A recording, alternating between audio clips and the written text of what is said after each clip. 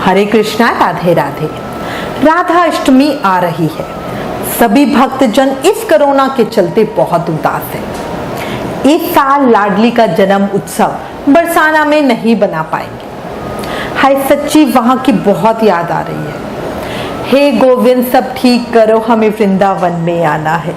हे माधव सब ठीक करो, हमें बरसाने में आना है। अब आज इस वीडियो में हम चर्चा करते हैं कि हम कैसे इस कोरोना काल में धूम से अपनी राधा प्यारी का जन्म उत्सव बना सके। देखो, भगवान श्री कृष्ण का नाम जब भी लिया जाता है तो ऐसा कभी नहीं होता कि राधा जी का नाम ना लिया जाए। ये दो नाम एक दूसरे से हमेशा के लिए जुड़ गए हैं। राधा रानी के बिना कृष्ण जी की पूजा अधूरी मानी गई है। जो लोग कृष्ण जन्माष्टमी का व्रत रखते हैं उन्हें राधा रानी के जन्मोत्सव पर भी व्रत अवश्य रखना चाहिए। कहा जाता है कि राधा अष्टमी के व्रत के बिना कृष्ण जन्माष्टमी के व्रत का पूरा पुण्य प्राप्त नहीं होता। राधा अष्टमी के दिन राधा और कृष्ण दोनों की पूजा की जाती है। ऐसी मान्यता है कि इस दिन व्रत और पूजन करने वालों को सभी सुखों की प्राप्ति होती है। राधा रानी को वल्लभा भी कहा जाता है। हिंदू धर्म की मान्यताओं के अनुसार राधा अष्टमी के दिन व्रत रखने से भगवान कृष्ण प्रसन्न होते हैं और भक्तों की सभी मनोकामनाएं पूरी करते हैं। राधा अष्टमी का व्रत रखने से घर में कभी भी धन की कमी नहीं रहती और भगवान की कृपा भक्तों पर बनी रहती है। संतान और पति की लंबी आयु के लिए भी इस व्रत का खास महत्व है। कृष्ण जन्माष्टमी के 15 दिन बाद राधा अष्टमी का त्योहार मनाया जाता है। राधा रानी का जन्मोत्सव भाद्रपद मास के शुक्ल पक्ष की अष्टमी तिथि को मनाया जाता है। राधा अष्टमी का त्योहार इस साल 2020 में 26 अगस्त को मनाया जाएगा। मंगलवार 25 अगस्त को दोपहर 12:21 PM से अष्टमी तिथि आरंभ होगी, जो कि 26 अगस्त बुधवार को सुबह 11:39 AM तक रहेगी। इसी से राधा अष्टमी का व्रत 26 अगस्त के दिन रखा जाएगा। अब कई लोग सोचते हैं कि अष्टमी तिथि आ तो 25 को रही है, फिर व्रत 26 को क्यों? देखो, व्रत हमेशा उस तिथि में रखा जाता है जब तिथि सूर्योदय में होती है, जो कि 26 अगस्त को है, और इसी से वो तिथि पूरे दिन के लिए मान्य होती है। इसलिए सभी संप्रदायों में 26 अगस्त को ही राधा अष्टमी उत्सव प्रेम भाव से मनाया जाएगा। 25 अगस्त को सप्तमी मानी जाएगी। 31 अगस्त सोमवार को राधा रानी का छठी उत्सव होगा। कई लोगों के घर में लड़की की छठी नहीं मनाई जाती, इसलिए पूरी तरह से भक्तों का भाव है। अगर चाहें तो कृष्ण छठी उत्सव की तरह ही कड़ी चावल का प्रसाद बनाकर पूजा करके छठी पूजन कर सकते हैं। छठी उत्सव सिर्फ एक रीजन है राधा रानी का उत्सव मनाने का, पर ऐसा कोई विधान नहीं कि उत्सव मनाना ही मनाना है। ये पूरी तरह से साधक की इच्छा है। इस साल कोरोना महामारी के चलते भक्त बरसाना धाम तो जा नहीं सकते, पर घर पर ही आनंद और उल्लास के साथ राधा अष्टमी उत्सव मनाओ। बरसाना धाम में राधा अष्टमी उत्सव की झलकी आप पिछले साल की वीडियो में देख सकते हो। उस वीडियो का लिंक डिस्क्रिप्शन में है। कुछ तो यादें ताजा होंगी। अब प्रश्न आता है कि हम घर पर बढ़िया उत्सव कैसे बनाएं? देखो, राधा कृष्ण की बढ़िया पूजा करो, उनका बढ़िया सुंदर श्रृंगार करो, नई पोशाक नए वस्त्र धारण करवाओ, सुंदर बढ़िया फूलों से श्रृंगार करो, उन्हें झूले पर विराजित करो, उनके लिए तरह तरह के भोग बनाओ, राधा कृष्ण लीलाओं को सुनो, उनका नाम जाप करो। इस तरह पूरा दिन भक्तिमय होकर बिताओ। राधा जी का प्राकट्य कैसे हुआ उसकी वीडियो का लिंक डिस्क्रिप्शन में है। अब आपको पूजा की विधि बताती हूँ। देखो, सूर्योदय से पहले उठो, स्नान करो और नए वस्त्र धारण करो। अब देखो, आप पूजा कहाँ कर रहे हो। अगर घर के मंदिर में कर रहे हो या एक अलग चौकी लगाकर कर रहे हो। अगर आपके पास राधा रानी का शिव विग्रह नहीं है तो आप क्या कर सकते हो, इस विषय पर एक अलग वीडियो है। अगर आपने अभी तक वो वीडियो नहीं देखी तो प्लीज एक बार उस वीडियो को भी जरूर देखिए, बहुत सारी जानकारी मिलेगी। उस वीडियो का लिंक डिस्क्रिप्शन में है। अब अगर घर के मंदिर में ही पूजा कर रहे हो तो बढ़िया, और अगर चौकी पे कर रहे हो तो चौकी पर पहले लाल या पीले रंग का कपड़ा बिछाकर उस पर श्री राधा कृष्ण की प्रतिमा स्थापित करना। भगवान श्री राधा कृष्ण को पंचामृत से स्नान कराना, सुंदर वस्त्र पहनाकर दोनों का श्रृंगार करना। राधा रानी का जब श्रृंगार करें तो उनका लहंगा पैरों से हल्का ऊंचा करके पिन लगाएं। साल में इसी दिन राधा रानी के चरण दर्शन होते हैं, वरना पूरे साल उनके पैर वस्त्रों में ढके रहते हैं। फिर उन्हें बढ़िया भोग लगाएं, उन्हें फल, फूल, धूप, दीप, पान, सुपारी, नैवेद्य यानी मिठाई आदि अर्पित करें। राधा कृष्ण के मंत्रों का जाप करें, उनकी लीला कथाएं सुने, राधा कृष्ण की आरती अवश्य करें।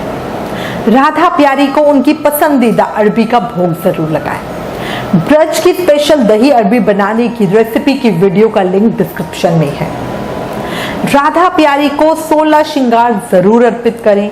श्रृंगार में क्या क्या चीजें होती हैं वो अपनी पिछली वीडियो में बता चुकी हूँ। अगर आपने अभी तक वो वीडियो नहीं देखी तो प्लीज एक बार उस वीडियो को भी जरूर देखें, वीडियो का लिंक डिस्क्रिप्शन में है। साथ ही मैंने कुछ भजन और कथाओं के लिंक भी डाल रखे हैं, तो आप चाहो तो पूरा दिन वो देख सकते हो। अब भक्तजन पूरे दिन का निर्जल व्रत करेंगे, अगले दिन सुबह व्रत का पारण करें, या व्रत की शाम को पूजा करके फिर फलहार ले सकते हो। फलहार मतलब कूटू सिंघाड़े के आटे से बना खाना। इस दिन समा के चावल भी खा सकते हैं। व्रत वाला जो सेंधा नमक होता है उसका प्रयोग करेंगे। भोजन एक ही समय करें। पूरा दिन बार बार नमक ना खाएं, पूरा दिन अन्न नहीं खाएं। व्रत के अगले दिन सुबह पूजा करें, ब्राह्मणों को भोजन कराएं और दक्षिणा दें। साथ ही राधा रानी को जो श्रृंगार का सामान अर्पित किया था वो किसी सुहागन महिला को दें, उनके पैर छुएं, फिर अपने व्रत का पारण करें। व्रत के पारण का मतलब है व्रत खोलना। पूजा, दान, दक्षिणा के बाद कुछ अन्न खाकर व्रत खोलें।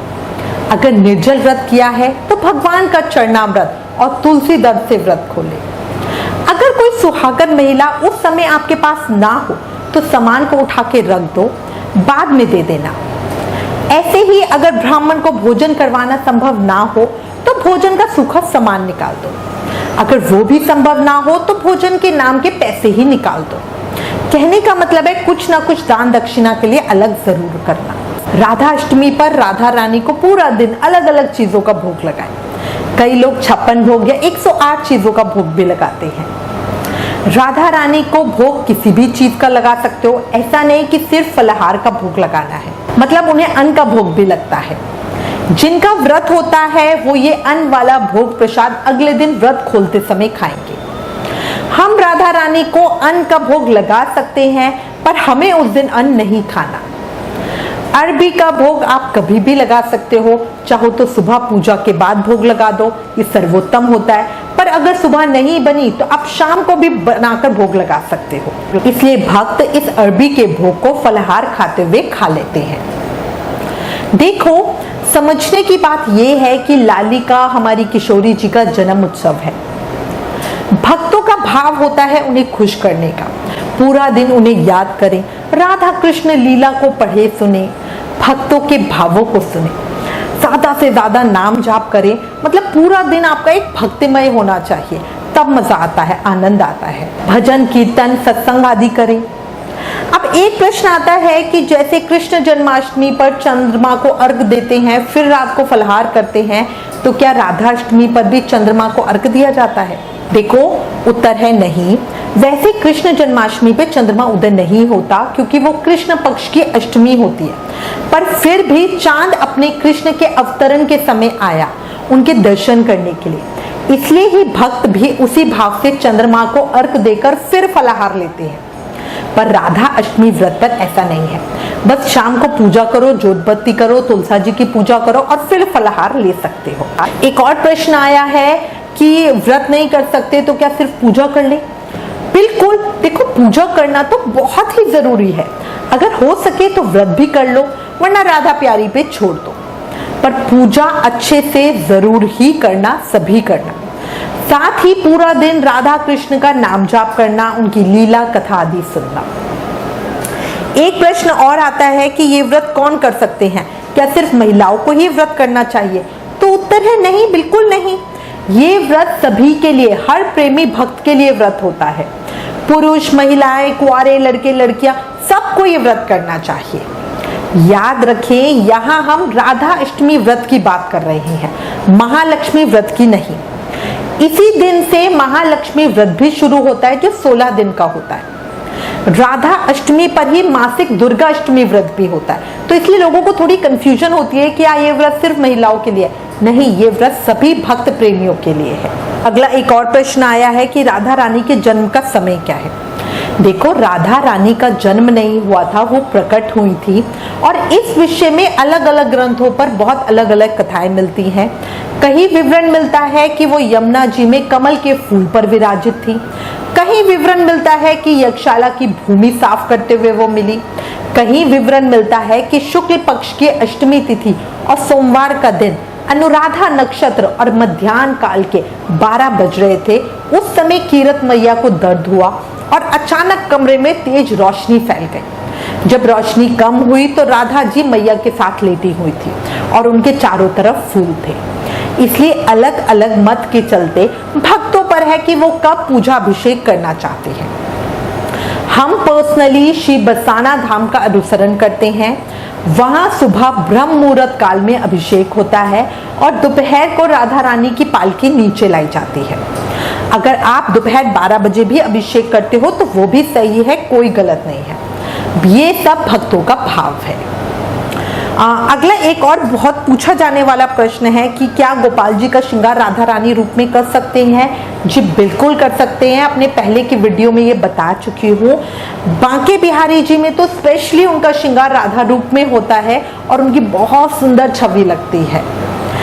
एक अंतिम प्रश्न, पीरियड्स में राधा अष्टमी व्रत कैसे करेंगे। देखो, पूजा नहीं करेंगे, कोई डायरेक्ट सेवा भोग बनाना आदि कुछ नहीं करेंगे। व्रत रख सकते हैं, ज्यादा से ज्यादा नाम जाप करें, कथा लीला आदि सुने। मैं उम्मीद करती हूँ इस वीडियो में दी गई जानकारी आपके लिए उपयोगी होगी। इससे रिलेटेड अगर आपके पास कोई कमेंट्स या सजेशन है तो प्लीज हमें लिखें। ज्ञान बांटने से बढ़ता है, इसलिए इस वीडियो को ज्यादा से ज्यादा शेयर करें। Please like, share and subscribe. Thank you. Hare Krishna.